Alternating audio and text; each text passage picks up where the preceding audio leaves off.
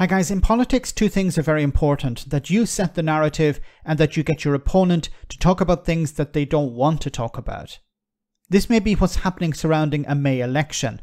Labour is piling the pressure on Sunak to call one that early, while number 10 would prefer something later on in the year. If Starmer's party can ramp up the hype and demand that the UK goes to the polls early, it will look like the Prime Minister is running scared if he refuses. This is a clever strategy, but will it work? Times Radio spoke to two commentators about Labour's plan. One reason that it could be May is that there are local government elections, and if the Conservatives perform badly in those, they're really going to sort of limp along, aren't they, to the autumn campaign if they're to hold the elections then. What is your impression? Yeah, I think it's always kind of made a lot of political sense to have it in May, to go alongside the May elections. It means that you run one big campaign. You can. It's much easier to get out all your volunteers if they're going for all elections in one.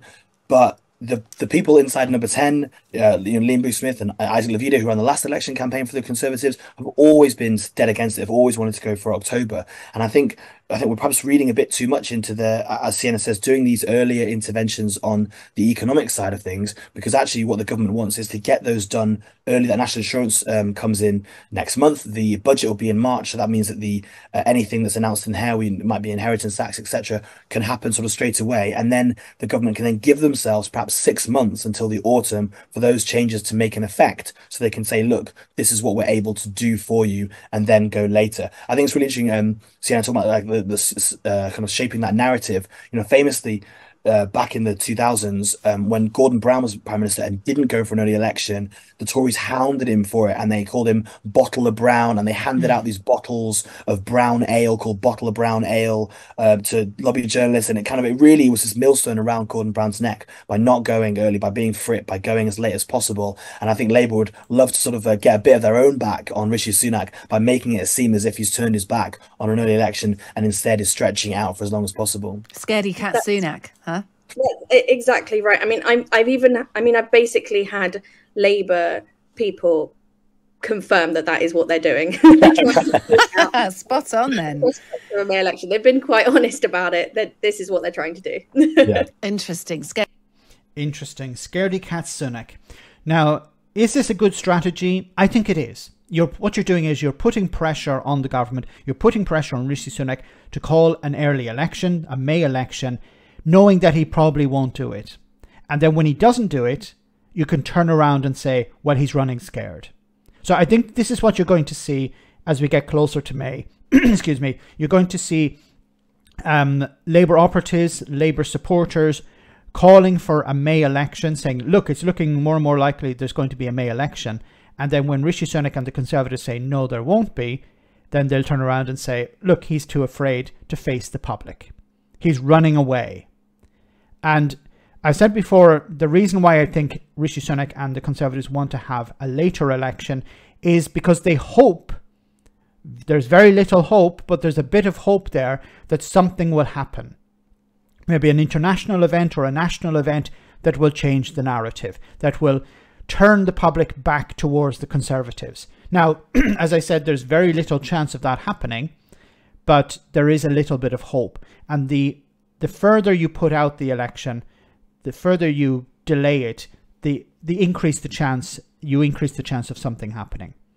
Now, there's also the point of, well, if you're going to implement tax cuts or some sort of economic policy, it needs time to work through the system.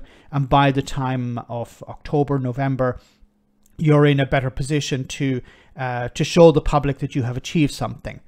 Now, if it's economics, then Rishi Sunak should have started this when he took over, and instead he focused on immigration, which was a dead end. This was a really bad strategy. If he had actually focused on the cost of living, on the economy when he took over last year, then there was a chance that maybe he could have turned the chances for the Conservatives to hold on to a few more seats around. But instead he doubled down on immigration, his stupid stop the boats policy, a waste of time, a waste of resources, a waste of political capital. And instead, now he's going to realize that actually people are voting on the issue of the cost of living crisis, on the economy, not on immigration. So anything he tries to do now to turn people back to the Conservative Party by using economic arguments are going to fall flat on their face. So any tax cuts or elimination of the inheritance tax is going to have little impact, because it's not going to actually change people's lives, most people's lives. So I think this is going to be a good strategy. Put pressure on Sunak to call an election, knowing that he probably won't. Be prepared for one. But there's also another point to be raised here, that that Number 10 don't care about the local elections. They can spin it as, well, that's, you know, a local issue. When the Conservatives lose the local elections, they spin it as, well, that's a local issue.